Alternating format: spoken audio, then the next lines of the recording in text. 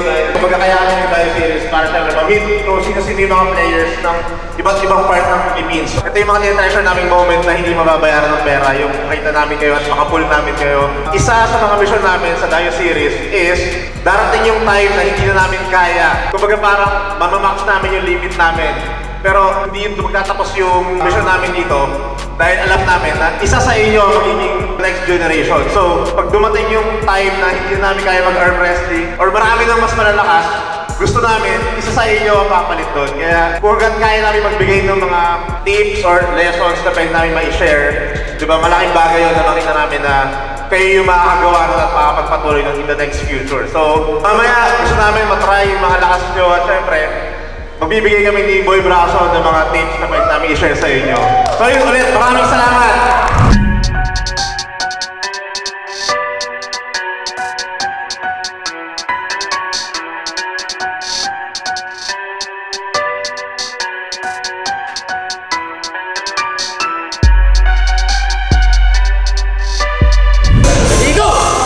Alright, tingnan natin kung the pins. Strap match ang katol ng ating referee. Alright, tingnan natin, napipigilan kung may mga elbow foul na nagaganap. Alright, one elbow foul. Pero maganda yun. Alright, ganoon pa din, offensive pa rin sa Boy Braso. Okay, wait, stop. Meron tayong elbow foul. One win para kay Sir Ralph. Second elbow foul. Okay? Ayan na! Mukhang nahuli na, tinitingnan na lang. 1-0 winner, Ralph Baitio. Ready, go! Ayan na! Pinakita na kung sino? Pullers ni Apo! 3-0 for Daddy Ralph. Yo guys, what is up, our nation? Kamusta kayo? So, dito tayo ngayon sa Olongapo, syempre. At hindi kami pwedeng dumayo nang hindi namin malalaman kung ano yung history talaga nito. Pakilala ko lang muna ang pinaka nag-organize talaga nito, si Sir Ralph. Sir Ralph, salamat sa pag-organize nito. Nakakatuwa, ang pinaka nakita ko dito yung disiplina ng mga player nyo. Pero pag sinabi mong, tahimik muna lahat, tahimik, kumbaga may disiplina, which is nakakatuwa. Ang former top 1 nila, Sir Gerald, nice to meet you po. And syempre, ang current top 1 ng Olongapo, Sir Justin. Alright. So yun, sino pwede makapag-share sa akin kung paano nagsimula tong team dito?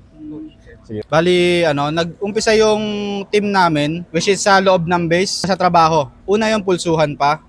Then, 2019, nawala ako sa trabaho, nagbuo ko ng team ng Olongapo Pullers. Bali, pulsuhan pa noon. Tapos, nawasak yung team kasi dahil sa pandemic. So hindi sila yun? Hindi pa sila. Bali, 2020, pandemic, training lang sa bahay. Then, 2024, doon na nagsimula itong new generation. Bali, 2024, si Marjun at saka yung kapatid niya is nagpunta sa akin na dala-dala yung first batch na sila Alexis. Meron pang mas nauna sa kanila. Second batch na dumating, sila Ralph na yon. Ito mga estudyante pa lang sila nun. Estudyante sila dito sa St. Joseph College. Bali mga senior high pa lang sila. Ngayon yung organization, yung team, umabot ng 20 plus. Then after 1 year, umabot na ng 40 plus.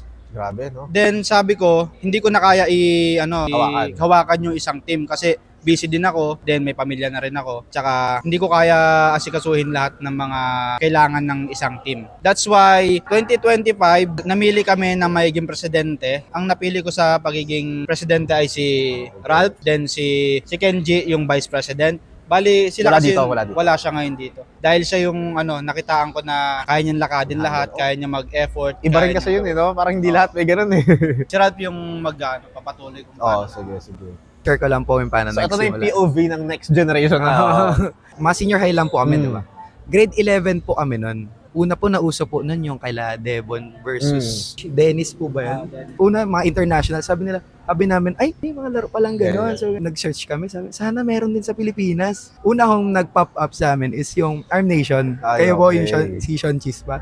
Then nakita namin, ang galing yung, kaya nun yung New Bloods. Oo. Nagulat pa namin, si Coach, kilala ko daw po niya kayo. Doon sa kwento naman po kanina, yun sa kaibigan niya, that time kasi, parang inaya po kami. uy, may naglalaro dito sa St. Joe. Gusto niyo may labanan kayo dun sa may SM Pustahan daw. Di ba? Pustahan agad. Doon mo yung ano eh. Oo. Ay ko, sige, sabi ko gano'n. Lunch break po noon. Then, pagpunta po namin, nakatapat ko po agad si coach. So, hindi ko pa po siya kilala noon that time. So, sabi ko gano'n, sige, try. Sabi ko gano'n, naglaro kami. Una, nilaro-laro niya rin po. Ngiti-ngiti lang siya. Ganun. Hanggang sa, Ano to? Money game na to? Ay, hindi na, akala ko. Okay. hindi na. Then hanggang sa nagpakilala na ako siya. Ako po yung top 1 ganyan, Olonga po. Yes. Sama ka namin sa team and whatsoever. Then after po noon, 2024 to 2025, una mga palaro lang po namin is mga simple lang na tournament. Then now, napag-isipan ho namin na i-organize siya na maging isang tunay ho siyang team. Nilalakad po namin ngayon sana is maging sports clinic na rin po yung arm wrestling Ganda, dito ganda. sa Olonga po. Foundation Then sana nga po na mapalawak pa natin yung arm wrestling community, diba? Pero sa Olonga po, hindi nyo hawak yung, may mga iba't ibang team eh. Like, kunyari, yung sa Masinloc. yes. Ganun. So, parang party-party ba to? Ay, yung, so, for municipal yung hawak. Iba't iba rin yung heads nun. so, ay, may mga representative lang po Okay, kami each. okay. Bali po kasi, dati nung nagsisimula pa lang po kasi kami, random po, nagulat po kami, may mga players kami, bigla, may San Marcelino, dumayo pa ng Olonga po, may Castilleos, dumayo pa ng Olonga po, Subic, na nagulat po kami na may mga Marami, players oo. pala, sabi ko na doon. So, ang ginawa ni coach na minanage siya hanggang sa yung mga iisa-isang player na yun from municipal, lumawak po, dumami pa. Hanggang sa naging isang community na po kami. So, ngayon, binuo po namin tong arm wrestling community na to para pagsamasamahin yung mga municipal at maging isang solid team po kami. So, may mga branches na lang. Opo, no? Oo, ganun. kasi ganda So, nun. isang community po kami pero iba-ibang mga teams. Dito natin makikita na may movement kayong ginagawa, no? Na sa Manila, alam na namin na may galaw talaga doon. Pero hindi namin alam na pati kayo dito, gumagalaw kayo ng kahit wala kami. So, which is good. At least, mga makakapanood dito, kunyari, mga taga-Olonga po, may kita nila na, ay, meron yung team dito. Parang kayo dati. So, alam nila ngayon kung sino ilalapitan, which is kayo yun. Yung page po namin is Pullers Oh. ni Apo. Ayan. So, yan, guys. Pullers ni Makikita Apo. nyo naman yan sa comment section or sa description kung saan ko man nilalagay. Pero, yung mga interested mag-arm wrestling na taga dito, di ba? Olonga po, Subic, Castilleos, and San Marcelino. So, baka meron kayong message na gusto i-share.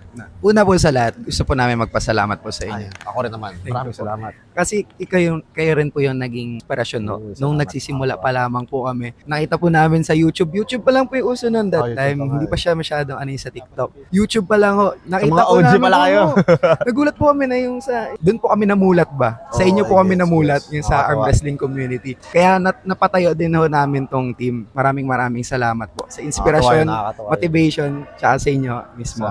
Salamat po. Ay pangarap talaga ng mga bata na makita ka talaga dito. Matagal na tong 2025 pa. Oh, Maraming salamat sa pagpunta sa inyo ni Boy Braso, sa pag-guesting, pagbibigay ng tips. Maraming salamat. At sa lahat ng manonood, keep training lang at saka palawakin natin yung arm wrestling sa Pilipinas. Ipakita natin na hindi lang para sa kanto, pang world class yung mga player natin sa Pilipinas. totoo yun. Hindi ko na nakikita. Okay lang. Kahit di sa akin, kahit sa mga... Mayayain kasi Oo. ako talaga. Kasi nung dati, nung sa company kami, uso pa dati talaga po sa... Pero ano kayo? Sabay kayo? Kayo magka-batch? Magkatrabaho talaga kami. Okay. Kumbaga, ako yung nauna talaga na... Mag-arm wrestling? Oo. Pero pulsuan pa noon. Hindi niya pa alam yung mga laro noon eh. Kasi ito sa company namin dati, uso pa yung Pusta-pustahan, diba? Kahit oo. magkano lang. Ganon. Dito nyo makikita yung growth na parang from napasa mo sa kanya hanggang napasa nyo sa kanya. Ngayon, next time bro, kayo naman ang may mas maliit, di ba? Oo, so, Bali, yung totoo yun. nakikita mo na yan, Sean, kalahati lang yan ng grupo namin. Lahat talaga umaabot na ng 150. Di ba? So, as head, ito na lang ang last question ko para sa inyo. Ano yung parang pinaka nakikita nyo sa team or parang kumbaga yung vision nyo sa team na to? Bilang coach nila, Mm-mm. matraining sila at saka magkaroon ng team Olonga po na maisama tayo sa palarong pambansa. As the president po at syempre, ang role ko po bilang isang kabataan, gusto ko pong matutunan ng team po namin, ipagpatuloy yung respeto, disiplina po, at malayo po sila sa kung anuman pong bisyo. Dahil kasi sa fitness industry, napakaganda pong na benefits to sa mga bata dahil magtsatsaga po silang mag-training, meron po silang pinagkakaabalahan at meron po Okay. silang goal. Ulit, maraming salamat sa pag-organize na to. Appreciate ko yung mga oras nyo. Siyempre, hindi biro ang oras, di ba? Isang buong araw kinain namin dito. So, yun lang. Maraming salamat ulit. Let's go. Ito mechanics natin, gaya ng ginagawa namin sa unang tayo series. Kung sino man ang makascore sa kanila, kahit sila sa kanila, magiging considered siya as 1 point ng team. So kahit sino sa inyo makapin, yeah, pwede kayo gumawa ng ating yun, technique kung paano yung mapagurin. Let's go! Guys, none other than our one and only president, Sir Ralph Ale. Go! Whoa! Wala pa! Go! Yan na! Oh! Flash spin by Sean Chispa! Go! Pronation go in! Flash spin na naman! Kailangan natin yung relax ko. Parang... Kundi pa.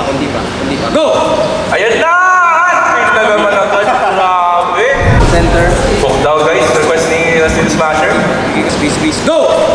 Sean Chispa fully engaging the hook. Di man na mahon at tapon ng pares at pinit na.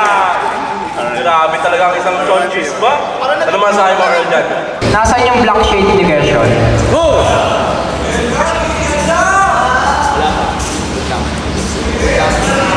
Okay, pin na po. Go! Ayan na!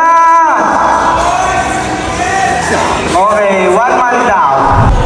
Go! So, may panalo na naman ng bida. Wala na! Yun na, hinok na naman ni Sean Chispa at parang ngitian lang. Pin na naman. 2-0 in favor of John. Another win for Sean Chispa. Bali may changes tayo dahil si Justin, medyo sumakit na yung ano ko dahil yung wrist ko. Medyo nangyari bali. Ang papalit sa akin ay si Olonga po, si Gerald Pangalan. Former top 1 ang Olonga po. Go! At nabigyan na naman ng isa. Go! Yan na. Tignan natin. Ayun, nabigyan ng bonus. Go! Grabe na.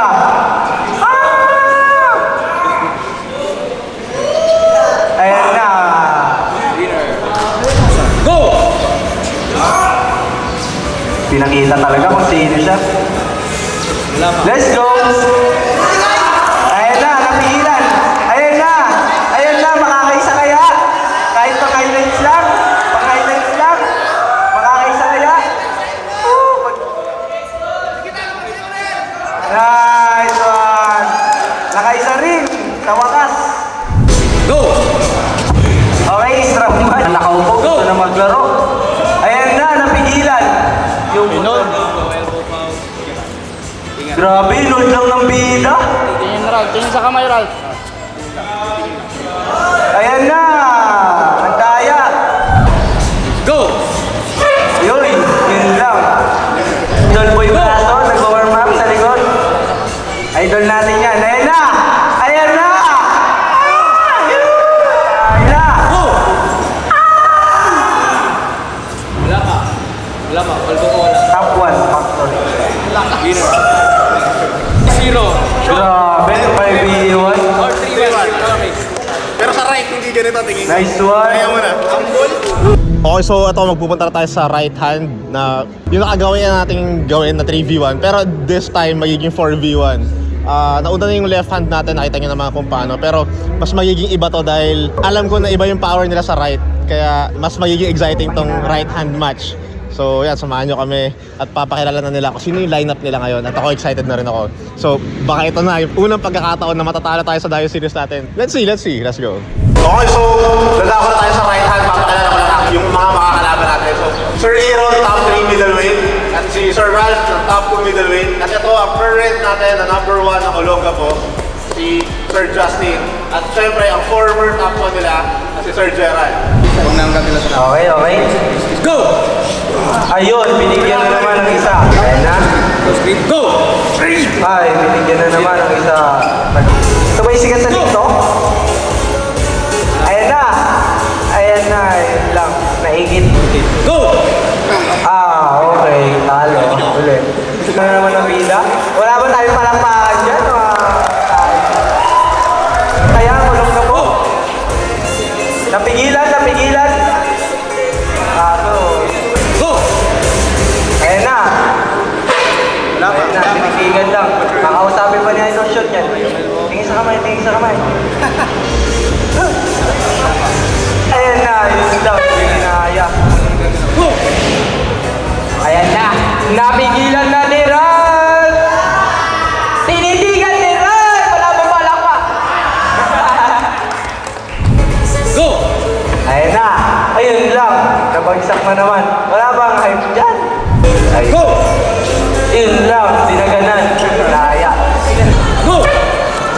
Yun lang. Nagkakaalaman. Ayan na. Nag-uusap pa. You know? Oh. Napigilan? Napigilan? You know? Yung.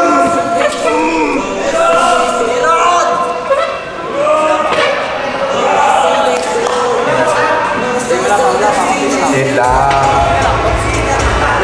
Pinagbigyan. 1 point. Pagod na po. Talaga? Okay na. Go! Hello? Hydraulic press?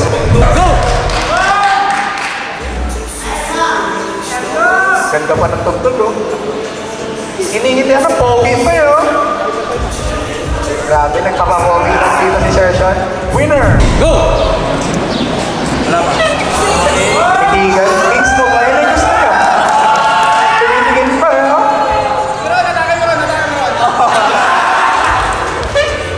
Ingat.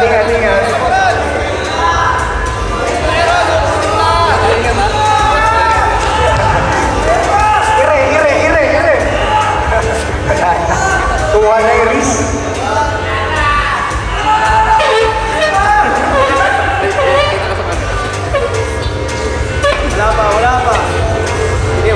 Pakagat. Tingin ko, winner. Sean, cheese pa. Kailangan ko ng representative. Isa. Sinong hosting? Ikaw hook na lang. Hook ka ba, Leslie? Halika dito kasi ikaw tapon na ha. Hosting ka order. Sino yung hosting? Hosting. Lohan.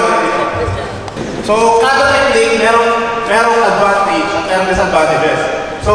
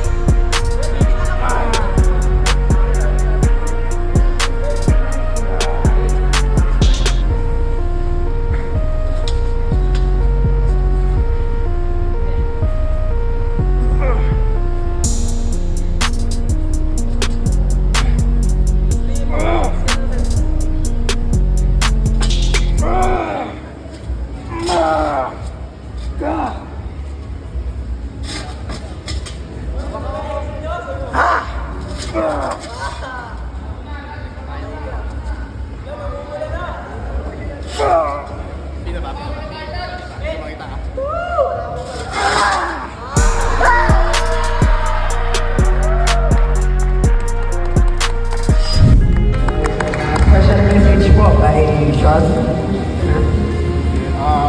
Yun, bago tayo magtapos, syempre gusto ko muna pasalamatan. Binigay niyo yung oras niyo sa akin. Malaking bagay sa amin yun. Ewan po, pero pag dumadayo kami, iba yung feeling talaga kapag nakikita namin na nai-inspire namin kayo. Pero kanina, sinubukan ko lahat ng mga kaya ko. Nasagutin yung mga tanong niyo, or kung meron kayong request, binigay ko yung best ko para mapagbigyan kayo. Pero meron naman akong request sa inyo. Kasi hindi ako nagdadayo series or kami nagdadayo series para hanapin kung sino yung malalakas para mandurog. Hindi namin goal na pumunta ng iba't ibang lugar para mandurog. Hindi namin gusto yon. Kasi magagawa naman namin yung tournament. Ang purpose ng Dayo series namin is para makadiscover kami ng mga hidden gems, kumbaga, para namin siya tawagin. Kasi naniniwala kami na darating yung time na hindi namin kaya mag-arm wrestling or marami ng mas malalakas.